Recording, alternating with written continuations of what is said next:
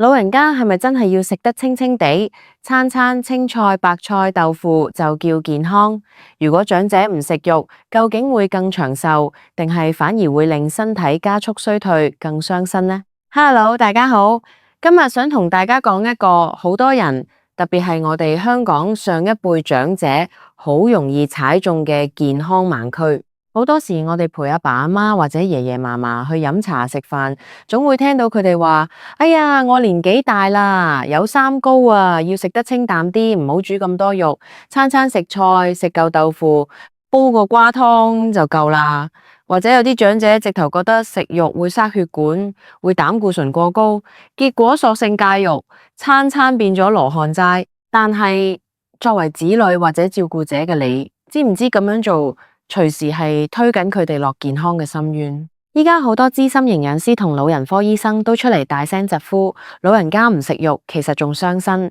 點解咁講？因為人年紀大咗，身體嘅肌肉流失速度快到你想象唔到。喺醫學上呢個叫肌少症。你試想下，老人家如果唔夠肌肉，最直接嘅後果就係行路無力，容易跌親。喺香港，長者跌親真係可易大可小，分分鐘一跌就骨折，要入醫院做手術，之後要長期臥床，成個生活質素就咁跌入谷底。而要維持肌肉、強筋骨，最核心嘅營養素就係蛋白質。雖然豆腐、豆漿都有蛋白質，但係植物性蛋白質嘅吸收率始終唔及動物性蛋白質。你餐餐要佢哋食幾大磚豆腐，先等於食到一嚿肉嘅蛋白質份量。長者胃口本來就細，根本食唔落咁多，所以盲目戒肉最直接引致嘅就係營養不良、免疫力下降、筋骨無力，甚至連個腦嘅記憶力都會衰退得快過人。講到呢度，實有人會反駁：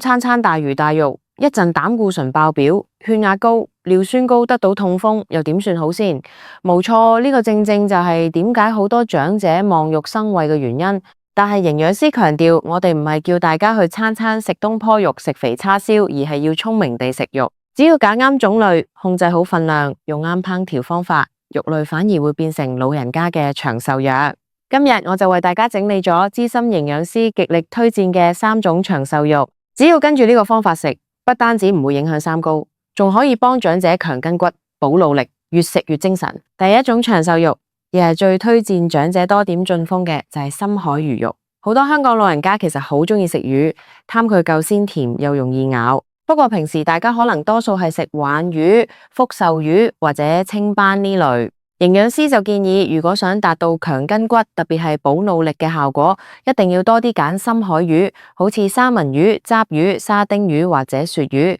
點解深海魚咁神奇？最主要係因為佢哋含有極高嘅 Omega-3 脂肪酸，即係我哋平時聽落好耳熟嘅 DHA 同 EPA。呢兩種不飽和脂肪酸對老人家嚟講簡直係寶。DHA 係大腦細胞膜嘅主要成分，老人家多啲補充足夠嘅 DHA 可以有效延緩大腦萎縮，預防認知障礙症，即係我哋俗稱嘅老人痴呆症。有好多醫學研究都指出，一個禮拜食到2至3次深海魚嘅長者，佢哋記憶力衰退嘅風險比完全唔食魚嘅人低咗好多。除咗補腦，深海魚嘅 EPA 仲可以幫手清理血管，降低血液入面嘅三酸甘油酯，保持血管有彈性。呢個對於有高血壓、高血脂嘅長者嚟講，簡直係天然嘅通血管良藥。而且魚肉嘅纖維好短，非常之容易消化吸收。對於啲牙齒唔係咁好、胃酸分泌減少嘅老人家，食魚肉絕對唔會造成腸胃負擔。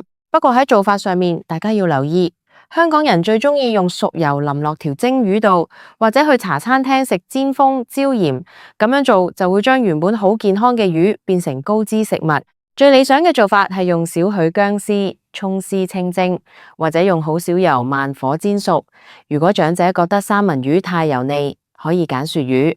口感滑溜，老人家一定中意。講完魚肉，第二種長壽肉可能好多人會嚇一跳，因為好多老人家平時當佢係毒藥咁樣避開。呢種肉就係去皮禽肉，講得最白最常見嘅就係雞胸肉、雞皮肉。好多長者聽見食雞就搖頭擺腦話：哎呀，雞肉好毒呀，又多激素，我又有高血壓、關節痛，唔食得呀。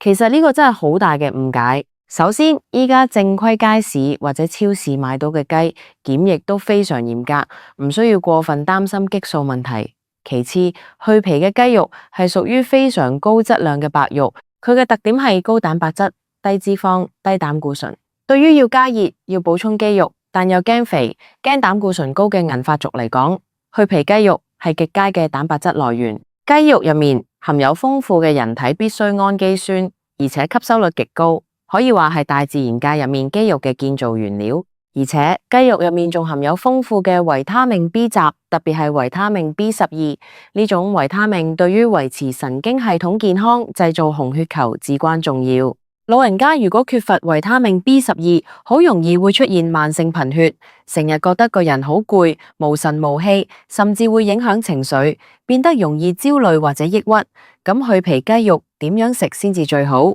老人家牙力唔好，如果俾嚿乾爭爭嘅白切雞胸肉佢實咬兩下就吐出嚟。聰明嘅做法係將雞肉切成絲或者剁成雞肉碎，例如可以用雞肉碎嚟蒸豆腐，或者用雞絲嚟煮粥、煮燕麥片，又或者做大排檔風味嘅鮮菇炆雞條，將雞肉切條之後同冬菇、雲耳一齊炆到羊蹄泡。冬菇同雲耳本身有膳食纖維，又可以幫手降膽固醇，加埋雞肉一齊炆，啲汁又入味，長者容易入口，一啖落去既補蛋白又唔傷血管。好啦，第三種長壽肉估計更加顛覆大家嘅認知。平時醫生營養師成日話要少食紅肉，但係資深營養師偏偏推薦長者要適量食第三種長壽肉。個名就係瘦牛肉或者豬展肉，你冇聽錯，係紅肉。點解老人家反而要食紅肉？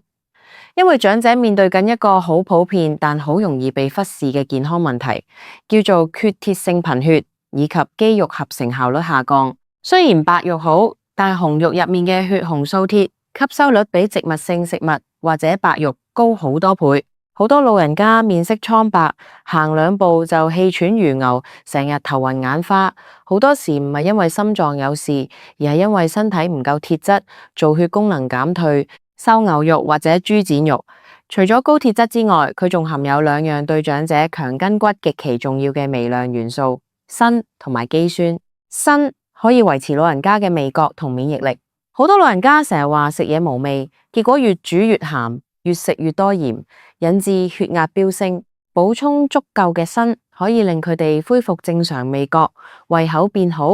而肌酸就可以直接提升肌肉嘅力量，幫助老人家行路穩陣啲。不過食紅肉最緊要係揀部位同份量控制，絕對唔可以食肥牛、牛腩、豬、五花肉呢啲脂肪含量極高嘅部位，而係要揀牛柳、牛腱或者豬展呢類幾乎無脂肪純肌肉嘅部分。份量亦唔使多，一個禮拜食1至2次，每次份量大概好似一張麻將牌或者一個乒乓波咁大就足夠。烹調方面，紅肉通常比較韌，老人家好難咬得爛。我哋可以善用壓力煲或者用慢火去燉去炆，好似燉番茄薯仔牛腱湯，將牛腱燉到用條條筷子一夾就散嘅程度。番茄嘅維他命 C 仲可以促進鐵質嘅吸收，咁樣一碗湯有肉有菜，老人家食得開心又容易消化。講完呢3種長壽肉，我相信大家心入面都清晰咗好多。老人家嘅飲食真係唔應該再停留喺幾十年前餐餐清茶淡飯嘅舊觀念啦。